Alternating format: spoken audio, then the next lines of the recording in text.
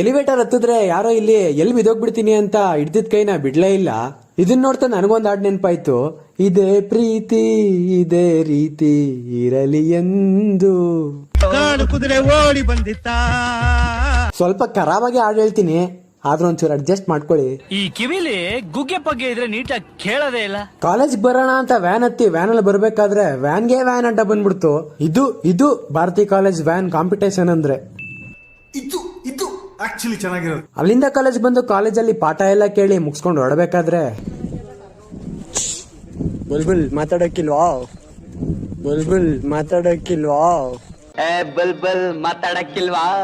ನಮ್ ವಿಶ್ವಾಸಕ್ಕೆ ರೇಗ್ಸಿದ್ರು ಏನು ರಿಯಾಕ್ಷನ್ ಕೊಡ್ಲಿಲ್ಲ. ಫೋನ್ ನೋಡ್ಕೊಂಡು ಹೋಗ್ತಿದ್ದ. ಇಲ್ಲಿ ಕಾಲೇಜ್ ಬೇಗ ಆದ್ರೂ ಬಿಡ್ಲಿ ಲೇಟ್ ಆಗಾದ್ರೂ ಬಿಡ್ಲಿ, ನಮ್ ಕ್ಲಾಸ್ ಅವರು ಸ್ವಲ್ಪ ಎಕ್ಸ್ಟ್ರಾ ಟ್ಯೂಷನ್ ಕೇಳ್ಕೊಂತ ಇರ್ತಾರೆ.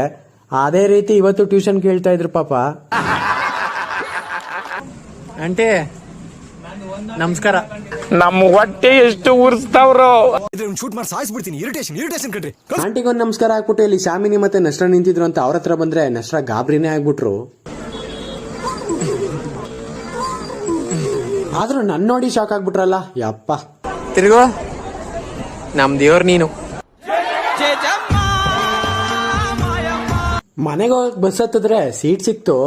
ಸನ್ನು ಕಿಸ್ ಕೊಡ್ತಾ ಇದೆ ಅಂದ್ರೆ ಸನ್ನು ಸರ್ಸರಿಯಾಗಿ ಸ್ಲ್ಯಾಪೇ ಮಾಡ್ತಾ ಇತ್ತು. ಮನೆಗ್ ಬಂದು ನಮ್ಮ ಅಮ್ಮಂಗ್ ರೇಗ್ಸೋಣ ಅಂತ ಸ್ಟಾರ್ಟ್ ಮಾಡಿದ್ರೆ ನಮ್ಮಮ್ಮ ಕ್ಯಾರೆ ಬುಲಾರೆ ಅನ್ಲಿಲ್ಲ. ಆಂಟೆ ಸುಭಾಷ್ ಬಂದ. ಸುಭಾಷು ಏನು ಮಾತಾಡ್ಲಿಲ್ಲ ಅಂತ ನಾನು ಮೌನವಾಗಿ ಮನೆಯೊಳಗೆ ಹೋದೆ. ಸದ್ಯಕ್ಕೆ ಇವತ್ತಿಗಿಷ್ಟೇ.